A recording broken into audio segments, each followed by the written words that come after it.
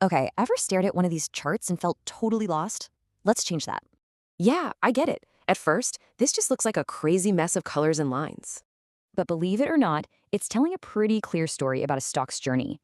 So let's start with the absolute basics. You've got price and you've got time. Super simple. The up and down axis shows the price. The side-to-side axis shows time. All right, see these little bars? Each one is called a candlestick, and it's key. The color tells you the main event. Green means the price went up. Red, it went down. And on this particular chart, each of those candles represents one whole week of trading. Okay, what about those big, curvy lines that are hugging the candles? They're super important. These are called Bollinger Bands. Think of them as a way to measure the price's wildness. Here's the great way to think about it. They're like riverbanks for the price action.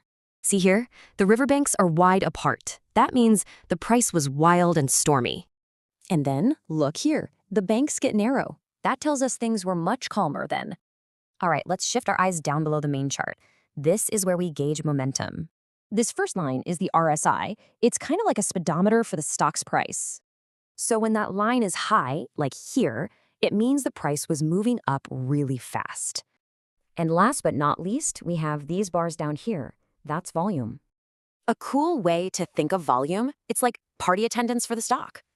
So, a big green bar like this one, that means the party was absolutely packed with buyers. Okay, so now we have all the pieces. Let's put them together and actually read the story. It really breaks down into a simple three-part story: the rally, the peak, and then the decline. And just like that, what once looked like a confusing mess now tells a clear story. The big takeaway here is that every single part of the chart has its own role. Remember, this shows the past. The goal is using it to ask smarter questions